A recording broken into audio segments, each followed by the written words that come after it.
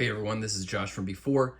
Taking a break from our regularly scheduled DC Multiverse reviews. This is something that as soon as I saw it, I had to drop everything. Make sure I grabbed one. It's an action figure mashup of my two favorite fictional characters. It's Wile E. Coyote dressed as Batman. This is part of the WB100 years promotional onslaught.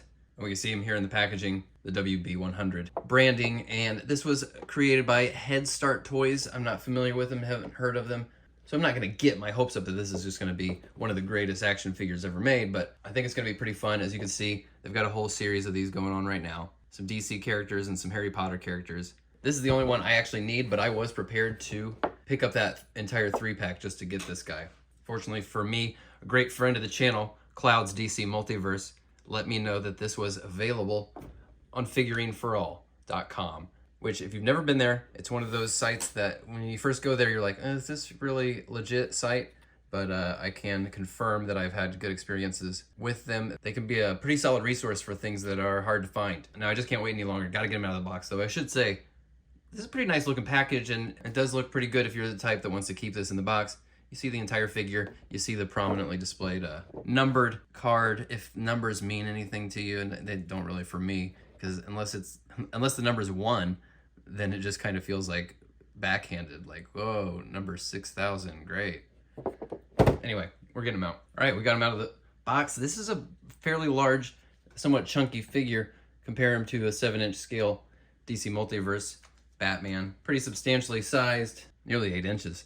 The tops of his ears. In hand, he doesn't feel particularly hefty or sturdy or like it's the highest grade plastic you're ever going to encounter. Not a big surprise there, but they got the look dead on. Of course, it's a cartoony style, so there's not a ton of details to pour over, but that's a really excellently rendered Wile E. Coyote in 3 dimensions. Front, profile, 3/4. The likeness really works there. And there's just enough sculpted details in his bat suit to kind of tell a little story. You know, you got lots of wrinkles and bunched up fabric to suggest that the physique of our boy here doesn't quite fill out this bat suit as intended. Even his belt is a little cockeyed. It's just not fitting perfectly. Love that. He's got a fabric cape. You know, I haven't seen the other ones in person, but just based on the promo photos, it kind of feels like this is the figure they went all out for, that they put the most love into. His tail on the back here, he's got, damn near 20 points of articulation. Hinged ankles, single hinged knee, rotation there, where his short sleeves end, rotation at the waist, that little crunch there. Shoulders have some nice range there. Single elbows that also rotate, very nice, and hinged wrists that also rotate. The head is on a ball joint, so it does more than just rotate. It's got a little bit of movement. Fairly limited, but it is more than rotation. And he's done here in classic blue and gray, which is more or less my favorite Batman look. So this is just right on the money for me. Of course, I grew up on Looney Tunes. Love Looney Tunes.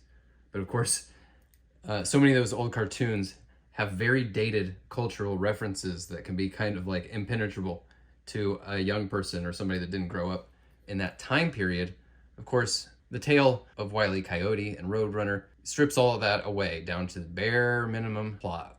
Dog want food, and every episode was a banger. No accessories, which is fine for me. I don't think he needs them. I think the figure as it is tells the whole story, but it does come with this little, like we saw when it was still in the box, this numbered little card, which could be a nice little thing to perk up the display a little bit. I don't need it, but I've seen a lot of displays where people kind of dress up their figures with comics or artwork or little stand-ups like that. It's worth noting that the cape does come off of the little pegs here on the wrists, so you've got some options there for how you want to display or pose them. Also worth noting, the action on most of these joints is very loose, so you might run into some issues, particularly at the hips, knees, ankles, but I do think you're going to be able to get them into some pretty decent poses, and balancing that sticks.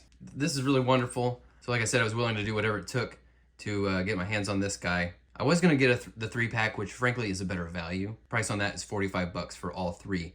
Wile E. Coyote here, the listing The listing I ordered from, it was 24 bucks plus shipping, so it was north of 30 bucks to get it to my door. But this is just an immediate all-timer for me. This guy is going to have a prominent long-term display space. Is it the best action figure in the world? No, didn't expect it to be, don't need it to be.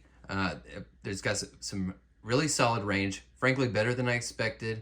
So I have some posing options, and I mean, this is just, for me, it's just personal attachment to the character here and the concept. Wile Coyote, God love him, he tries. You know, could stand to be a little bit more paint, that'd be the biggest note. Looks pretty good on camera here with the way the light's hitting it, but in person, the smile, the tufts of hair, and the eyebrows, they get a little bit lost, but I'm very happy. I really love this dude. I might need to get a second one just in case this guy falls off a cliff, you know what I mean? All right, gang, be on the lookout for this if it's something you're interested in at all. I really enjoy it. So that's all I got. Meet.